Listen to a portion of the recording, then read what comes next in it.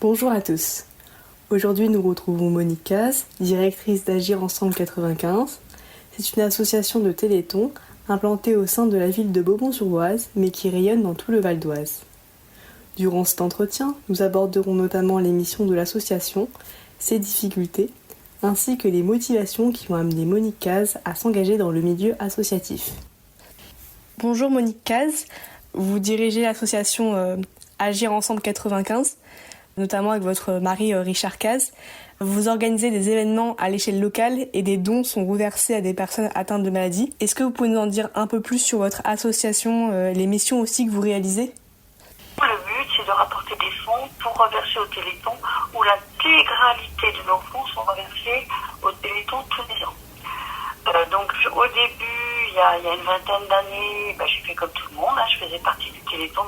Et puis, il y a, on va dire, à peu près une quinzaine d'années, la maire de Beaumont-sur-Oise nous a convoqués en disant vous faites le Téléthon, mais il n'y a pas à Beaumont. Donc on aimerait bien que ça se fasse dans notre ville. Et c'est là que j'ai créé l'association Agir Ensemble 95 et que nous avons commencé à faire, on va dire, différentes animations. On a fait des crêpes et on a fait participer des associations sportives de la commune, c'est-à-dire des écoles de danse. On faisait des spectacles dans l'après-midi, on faisait payer les entrées de 3 euros.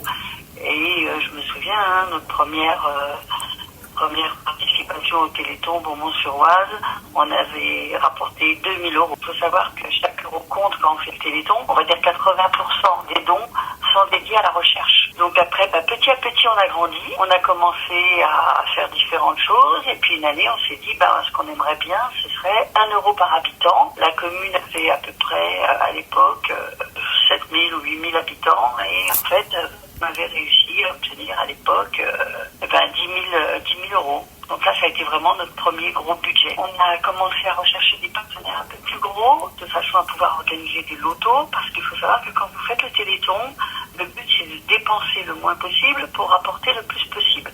On cherche des choses gratuites, mais qui vont nous rapporter de l'argent pour reverser au Téléthon. Justement, vous dites qu'il faut que tout le monde donne de sa part, donc pour venir en aide aux malades, c'est quand même un travail qui est particulièrement difficile. Quels sont les autres défis aussi auxquels vous êtes confrontés concrètement ? Aujourd'hui, le gros problème, c'est tout ce qui est organisation, parce que le Téléthon, c'est quelque chose qui doit se faire obligatoirement dans toutes les communes avec la mairie. Pourquoi ? Parce qu'on n'a pas de locaux.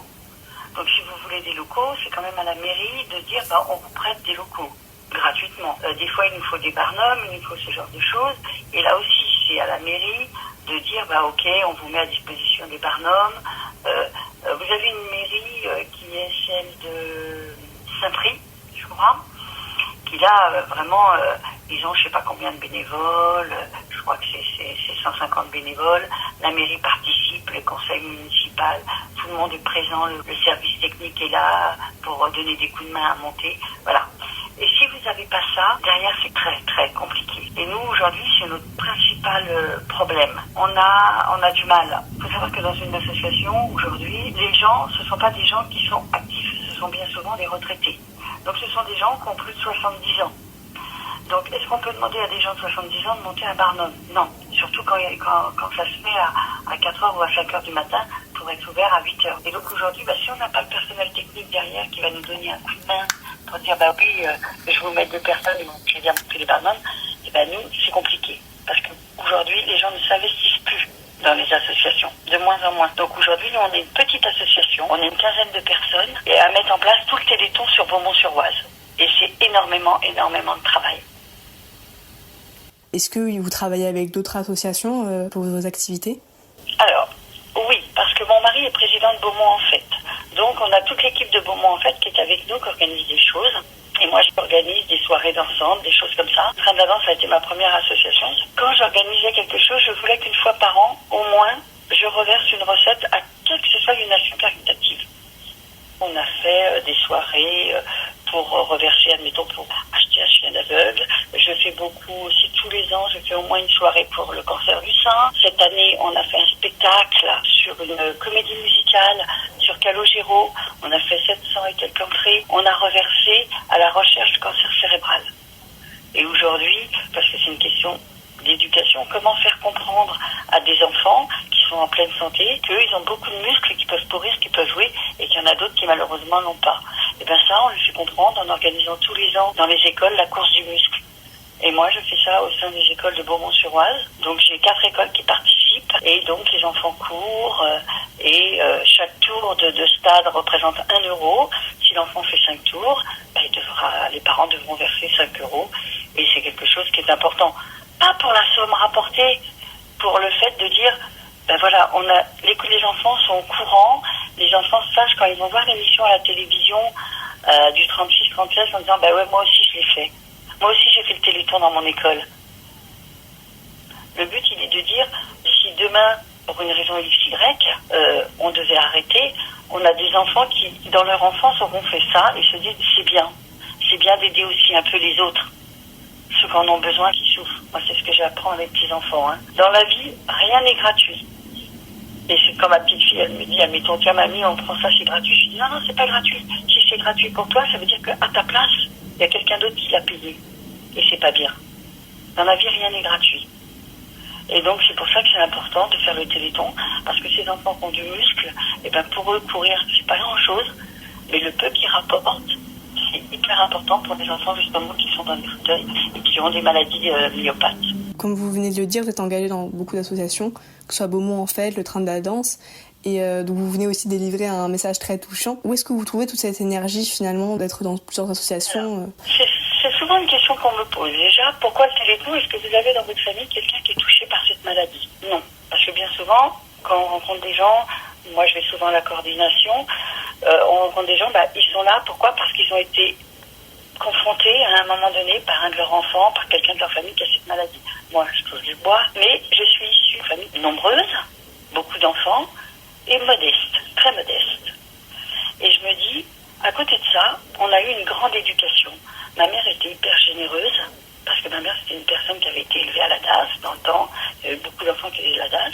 Et les enfants, pour ma mère, c'était quelque chose d'important.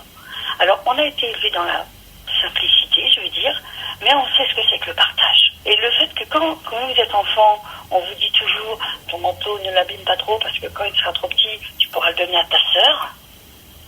Quand ça commence comme ça, quelque part, on vous inculque déjà quelque chose, enfant. On sait très bien que tu vas faire attention à pas faire un trou, admettons, à un de tes vêtements ou un machin, parce que si jamais il est encore bien, ta sœur, elle pourra le mettre. Et comme tes parents n'ont pas beaucoup d'argent, au moins ta sœur, elle aura un manteau bien. Et quand, depuis tout petit, on vous inculque toutes ces choses, je pense qu'adulte, vous n'oubliez pas. Je pense que dans la vie, il ne faut jamais oublier d'où on vient. Et même si aujourd'hui, et j'ai pas honte de le dire, je vis bien, ça va. J'étais à l'école, j'ai eu des diplômes, j'ai travaillé toute ma vie, je suis propriétaire à Beaumont de ma maison, j'ai une résidence secondaire, je vis bien. Mais à côté de ça, je sais d'où je viens. Je sais d'où je viens et je sais ce que c'est que le partage. Que ce soit sur Beaumont ou que ce soit dans la Creuse où j'ai une résidence secondaire, je fais des choses, je suis toujours pour le partage. Dans la Creuse, je fais partie d'une association d'écoles de ski nautique. Et en fait, on donne des cours de ski nautique aux enfants. Pourquoi? Parce que le ski nautique, c'est quelque chose qui coûte très cher. Je vais vous donner une idée. Un tour de ski nautique, ça dure 8 minutes. Ça coûte 30 euros. Pourquoi? Parce que c'est le bateau, c'est l'essence, c'est tout ça. Et nous, on est bénévoles. On donne des cours à tous les enfants. Il n'y a pas de discrimination. À tous les enfants qui veulent venir s'inscrire, on donne des cours. Et le cours, ils le payent 12 euros. Parce qu'évidemment, il y a l'essence, il y a tout ça. Mais 12 euros, et les enfants sont contents parce que c'est pas un sport que tout le monde peut faire. Moi, c'est ce que je dis à ma petite fille qui fait du ski nautique et qui aujourd'hui a 5 ans et demi. Dans ta classe, t'as combien d'enfants qui font du ski nautique depuis l'âge de 3 ans? Personne. T'as une chance inouïe. Et donc voilà, c'est de là que je pense que quand on a été élevé comme ça dans le partage, d'en savoir ce que c'est que de donner aussi pour ceux qui n'ont pas, je pense que c'est quelque chose qui reste. C'est dans les gènes. C'est très beau comme message, c'est vraiment très touchant. C'est ce qui vous permet de vous porter au quotidien dans vos actions. Vous parliez du loto, des crêpes.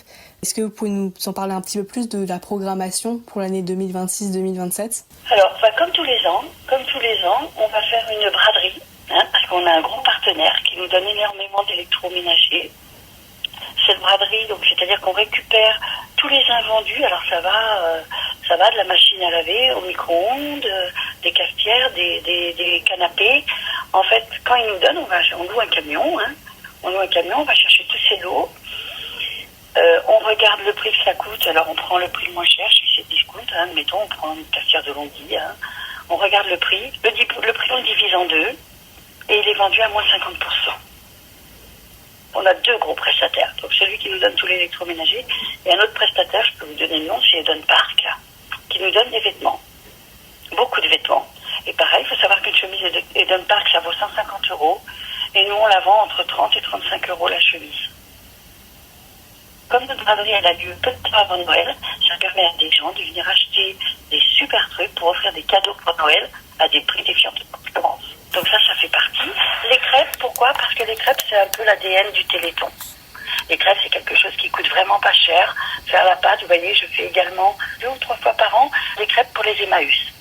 C'est ma façon de rendre service aussi aux Emmaüs, parce que je trouve que faire travailler des gens qui sont dans le besoin, les aider, et quand ils ont besoin, ils me passent un petit coup de fil. Ah, Monique, on fait une vente exceptionnelle, tu veux pas venir faire des crêpes? Et voilà, j'arrive avec mes crêpières, je fais la pâte chez moi, et hop, toute la journée, je fais des crêpes, et la recette, je la reverse aux Emmaüs.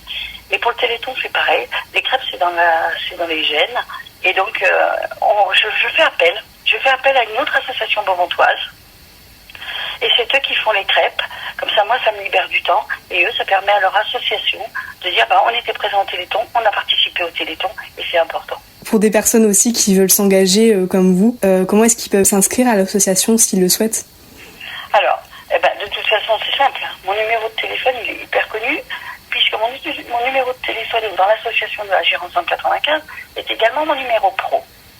C'est-à-dire, c'est mon numéro personnel, c'est le numéro aussi que j'avais quand je travaillais. Donc aujourd'hui, quelqu'un qui dit, tiens, je vais faire Téléthon à Beaumont, c'est simple, hein. Tout le monde connaît mon numéro, où il passe un coup de fil à la mairie en disant, je voudrais joindre Monique du Téléthon. Ils n'ont même pas besoin de savoir mon nom de famille, hein. À la mairie, tout le monde sait que c'est moi qui gère le Téléthon. Quel conseil vous pourriez donner à une personne qui souhaite entrer dans le monde associatif? Alors, une personne qui souhaite entrer dans le monde associatif, il faut y aller pour dire, j'y vais, mais mon premier but, c'est de dire, c'est moi qui vais leur apporter quelque chose, c'est moi qui vais aider.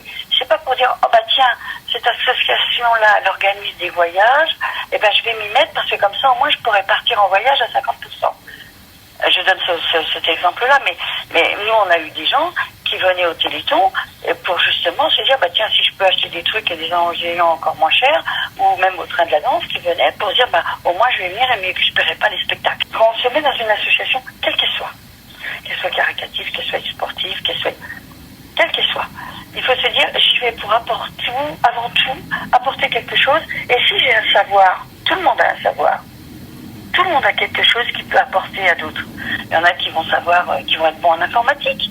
Et dans les associations, aujourd'hui, on a besoin des gens. Il y a des gens qui vont être bons dans de la photo. On a besoin des gens qui vont nous prendre des photos. Il y a des gens qui vont savoir monter des vidéos. Il y a des gens qui vont être très bons en cuisine. L'année dernière, en 2 jours, pour le Téléthon, j'ai vendu 450 pots de confiture. C'est pas moi qui les ai faits. Ce sont des personnes âgées qui ont fait des pots de confiture, qui les ont stockés tout au long de l'année. Et puis au Téléthon, nous avons remis des pots, on les a vendus. 450 pots en 2 jours. Tout le monde sait faire quelque chose. Tout le monde. Si petit soit-il, tout le monde sait faire quelque chose. C'est de dire, je m'engage, mais voilà ce que je sais faire, et est-ce que ça peut vous servir, et est-ce que moi je peux m'engager, et je pourrais vous faire ça. C'est comme ça qu'il faut voir quand on se met dans une association. Si vous deviez résumer Agir Ensemble 95 en 3 mots, lesquels choisirez-vous? Alors, je choisirais générosité,